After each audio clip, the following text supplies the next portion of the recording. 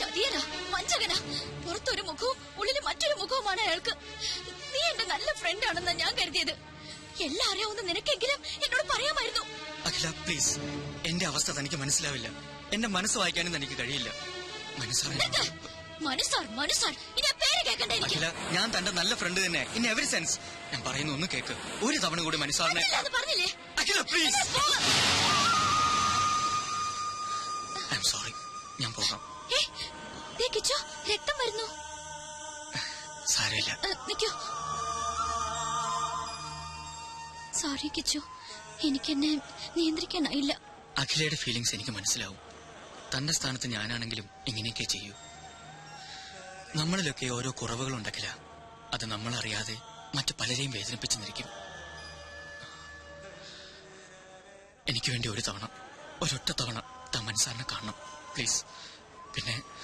പിന്നെ തന്റെ മനസ്സ് പറയുന്ന പോലെ താൻ തീരുമാനിച്ചു.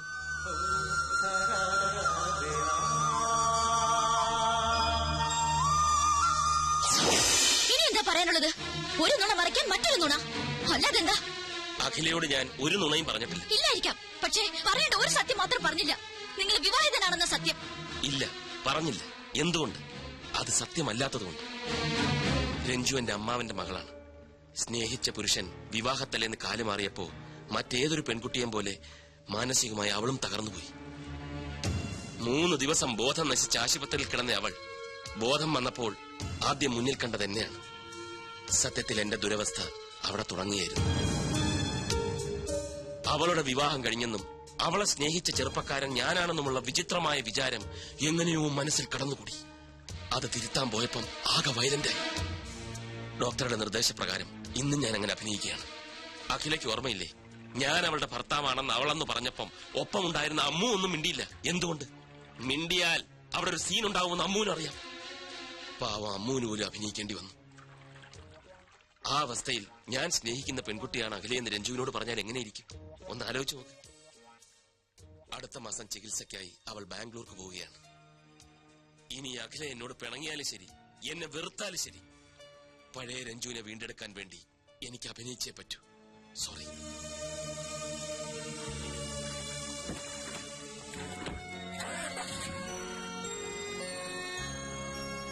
അഖില, നീ ടെൻഷൻ അടിക്കാതെ. നെല്ലും പതിരും ഞാൻ ഇപ്പൊ തിരിച്ചു തരാം. ആള് ബാംഗ്ലൂട്ട് പോയിട്ട് 10 മിനിറ്റ് കഴിഞ്ഞു. വരുന്നുണ്ട്. മൂട്. ഹായ്, അമ്മു അല്ലേ? അതെ, ഞാൻ ഡോക്ടർ ജയലക്ഷ്മിയുടെ കസിൻ ജോൾസിന. ഇതെന്റെ ഫ്രണ്ട്. അമ്മു എന്നെ ഹെൽപ്പ് ചെയ്യണം. ഞാനോ? എങ്ങനെ? ഞാൻ പറയാം. മനസാറിന്റെ കമ്പനിയില് ഞാനൊരു പോസ്റ്റിന് അപ്ലൈ ചെയ്തിട്ടുണ്ട്. അമ്മ ഒന്ന് മനസാറിനോട് റെക്കമെൻഡ് ചെയ്യും. അയ്യോ, ഞാൻ പറഞ്ഞാലൊന്നും മനോട്ടൻ കേൾക്കില്ല. ഓടിക്ക് തന്നെ. പിന്നെ ആര് പറഞ്ഞാൽ കേൾക്കും? രഞ്ജിച്ചെ കണ്ടാ മതി. അതാരാ? മനോട്ടന്റെ ഭാര്യ.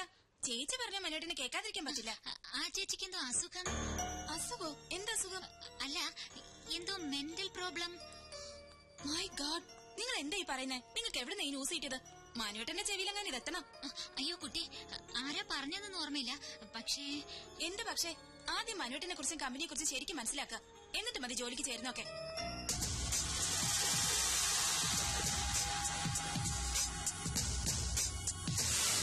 എന്ത് മണ്ടത്തരമാക്കി നീ പറയുന്നേ? ഈ ഒരു നിസ്സാര കാര്യത്തിന് ജോലി വേണ്ടെന്ന് വെക്കി. നിസ്സാര കാര്യോ? പക്ക ഫ്രോഡായ അയാളുടെ കമ്പനിയില് ഞാൻ ഇനി എങ്ങനെ ജോലി ചെയ്യും? ചെല്ലാൻ പോവാ ഞാൻ അങ്ങോട്ട്. എന്നിട്ട് അയാളുടെ മുഖത്ത് നോക്കി 4 വർത്താനം പറയണം. ഇതാ ഇപ്പൊ നന്നായേ.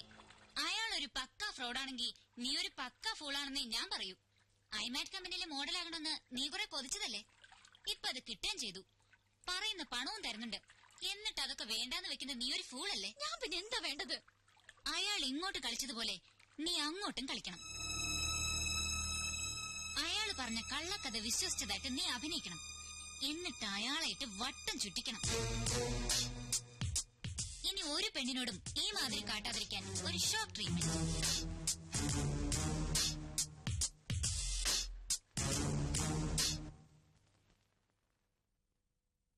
ഞാൻ ആലോചിക്കുകയായിരുന്നു നമ്മുടെ കിച്ചുവിന്റെ കാര്യം.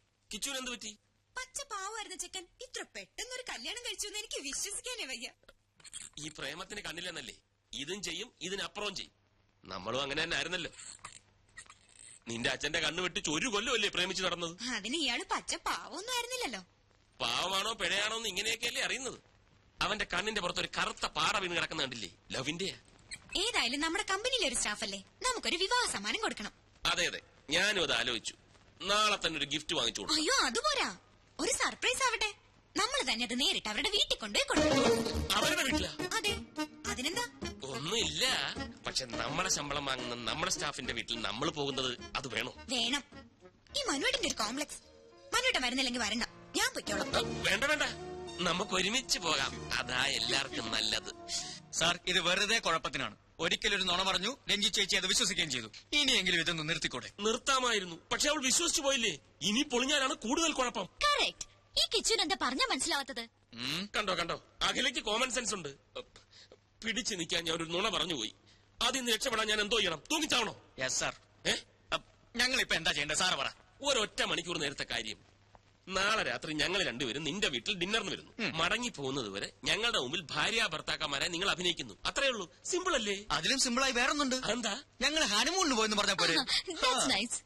അതൊന്നും വേണ്ട. അയ്യേ, ഞാൻ പറയുന്ന പോലെ അങ്ങോട്ട് കേട്ടാ മതി. പക്ഷെ വേറെ പ്രശ്നമുണ്ട് സാറേ. ഒരു പ്രശ്നമില്ല.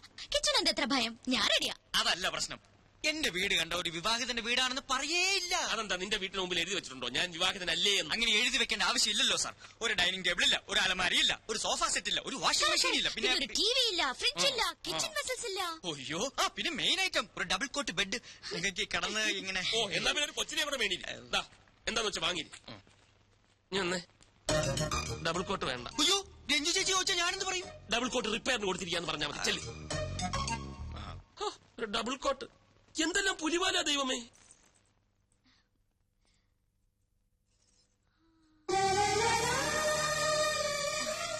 കിച്ചു, എങ്ങനെയുണ്ട്? സാരി എനിക്ക് ചേരുന്നുണ്ടോ?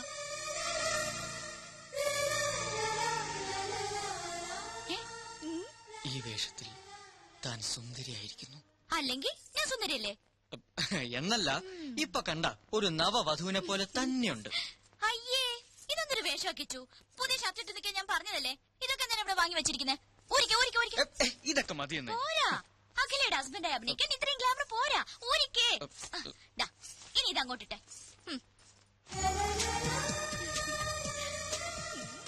കണ്ടോ, ഇപ്പൊ സുന്ദര കുട്ടനായി. കണ്ണാടിയിൽ നോക്കി. ആ, ഇപ്പൊ correct match. Made for each. അയ്യടാ. അയ്യോ, ഒരു കാര്യം മറന്നു.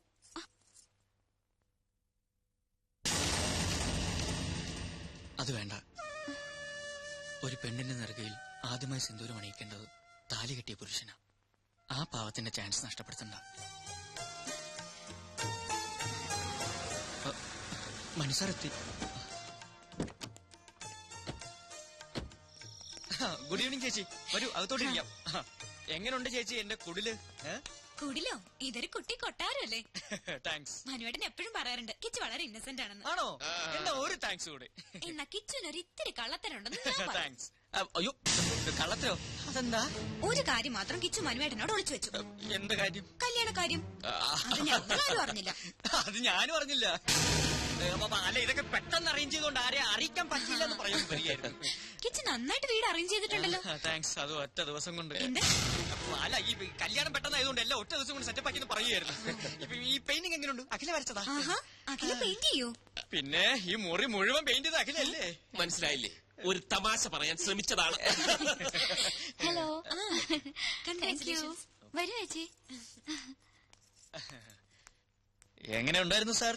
ടോട്ടൽ കുളമാക്കി. എങ്ങനെ? Over expense, over expression. തലനാരിഴയ്ക്കാണ് രക്ഷപ്പെട്ടത്. ഞങ്ങളുടെ പാചകമൊക്കെ ഇഷ്ടമായോ ചേച്ചിക്ക്? ഗ്രേറ്റ്. അഖില എന്തായിരിക്കാത്തത്? അതെ, അഖില ഇരിക്കൂ. നമ്മളുടെ എന്തിനാണ് ഒരു ഫോർമാലിറ്റി അല്ലേ? ഞാൻ ഇരുന്നോളാം. അല്ല, മനസ്സാർ ഒന്നും കഴിക്കുന്നില്ലല്ലോ. കഴിക്കൂ സാർ, എല്ലാം സാറിന്റെ പണം തന്നെയാണ്. അല്ല, ഈ സാറ് തരുന്ന ശമ്പളം കൊണ്ടാണ് ഇതൊക്കെ വാങ്ങിയതെന്ന് പറഞ്ഞുകൊണ്ട് വരികയായിരുന്നു. നിങ്ങൾ ഹണിമൂൺ എവിടെ പോയത്? ഹണിമൂൺ ഹണിമൂൺ എവിടെയാ സാറ് പോയത്? ഊട്ടിയില്. നിങ്ങളുടെ ഹണിമൂൺ ഞാനെങ്ങനെ അറിയുന്നത്? അല്ലേ, ഹണിമൂൺ ഞങ്ങളുടെ ആയിരുന്നല്ലോ. ഒരുപാട് സ്ഥലങ്ങൾ പ്ലാൻ ചെയ്തിരുന്നു, പക്ഷെ സാറ് സമ്മതിക്കണ്ടേ. ജോലി തിരക്കേ. കല്യാണം കഴിഞ്ഞ സ്ഥിതിക്ക് അഖിലേനി മോഡലിംഗ് ഉപേക്ഷിക്കോ? ഉപേക്ഷിച്ച മനുസാർ കൊഴയില്ലേ? അല്ലേ സാറേ? അതെ അതെ, അഖില കമ്പനിയിലെ ഏറ്റവും നല്ല മോഡലല്ലേ? മാത്രവുമല്ല, കരിയർ ഇസ് കരിയർ അല്ലേ? അല്ല, ചേച്ചിയും സുന്ദരിയാണല്ലോ, എന്നിട്ടെന്താ മോഡലിംഗ് ചെയ്യാത്ത? അതിന് മനുവായിട്ട് സമ്മതിക്കണ്ടേ? അതെന്താ സാറേ, സാറിന് മോഡലുകൾ വലിയ ഇഷ്ടമല്ലേ?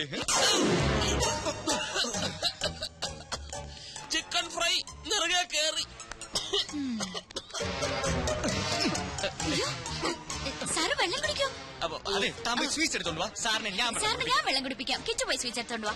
ഞാൻ വെള്ളം ഞാൻ വെള്ളം കുടിപ്പിക്കാം. ഞാൻ കുടിക്കാം. ഏയ്, പോയി സീറ്റ്സ് എടുത്തോ. ഞാൻ വെള്ളം കുടിച്ചോളാം. പഞ്ചാരക്കുട്ടപ്പന് സ്വീറ്റ് തിന്നു. ഐസ്ക്രീം റെഡിയാണോ മാഡം? ഇയാൾ എന്തിനാ ഇങ്ങോട്ട് വന്നത്? അത് പിന്നെ ഈ ഭാര്യ ഭർത്താക്കന്മാരായിട്ട് അഭിനയിക്കുമ്പോ സംശയം തോന്നുകയേ ചെയ്യരുതെന്നല്ലേ മനസ്സാറ് പറഞ്ഞിരിക്കുന്നത്. അതുകൊണ്ട് ഭാര്യയെ സഹായിക്കട്ടെ എന്ന് പറഞ്ഞ് ഞാനിങ്ങ് പോന്നു. ഞാൻ എന്ത് ഹെൽപ്പാണ് ചെയ്യേണ്ടത് ജാലിംഗ്? ഡാർലിങ്ങോ? ദേ, ഭർത്താവ് ചമ്മലൊക്കെ അവരുടെ മുന്നിൽ മതി. എന്റെ അടുത്ത് കാണിച്ചാലുണ്ടല്ലോ ഇതെടുത്ത് മുഖത്തൊഴിച്ചു തരും ഞാൻ. ഒരു ഡാർലിംഗ്. എഴുന്നേറ്റുള്ളൂ. അയ്യോ എഴുന്നേറ്റോ? ദാ ഐസ്ക്രീം. സോറി, തണുത്ത ഒന്നും ഞാൻ കഴിക്കാറില്ല. താങ്ക്സ്. അയ്യോ മനു എഴുന്നേക്കാണോ? അത് പറ്റില്ല. കഷ്ടപ്പെട്ട് ഞാൻ ഇതൊക്കെ ഉണ്ടാക്കിയത് ആർക്ക് വേണ്ടിട്ടാ? കഴിക്കൂ മനു പ്ലീസ്. എന്നാ മനസ്സാർ കഴിക്കൂ. അയ്യോ സാർ, ഞാൻ അറിയാതെ. It's okay. അയ്യോ സാർ, ഷർട്ടിലെല്ലാം ആയി. ഐസ്ക്രീം അല്ലേ? ഞാൻ തുടച്ചു തരാം. കുഴപ്പമില്ല. അയ്യോ പോയില്ല. മതി, ഞാൻ വീട്ടിൽ പോയി വാഷ് ചെയ്യുന്നുള്ള. എന്തിനാ ഇത്ര ധൃതി? അയ്യോ എവിടേക്കേ പോകുന്നത്? ഇവിടെ ഇരിക്കൂ.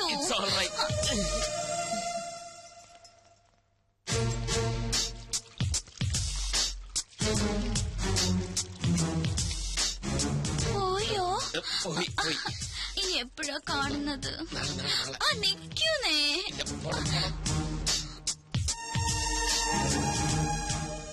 ഫുഡ് കുറച്ച് ഓവറായി പോയി. ഇനി എന്നാ അങ്ങോട്ടൊരു വിസിറ്റ്? എങ്ങോട്ട്? ഞങ്ങളുടെ വീട്ടിലേക്ക്. അല്ലേ മനേട്ടാ? അതെ. അയ്യോ, ഒരു കാര്യം മറന്നു. ഒരു സ്നാപ്പ്. രണ്ടുപേരും ഒന്ന് ചേർന്ന് തന്നെ. ഫോട്ടോ എടുക്കണ്ട. ഇത് പഴഞ്ചൻ ക്യാമറ. ഇതൊക്കെ മതി. എനിക്ക് ആൽബത്തിൽ സൂക്ഷിക്കാനാ. പോസ്റ്റ് ചെയ്തേ. നിക്കാനല്ലേ പറഞ്ഞത്?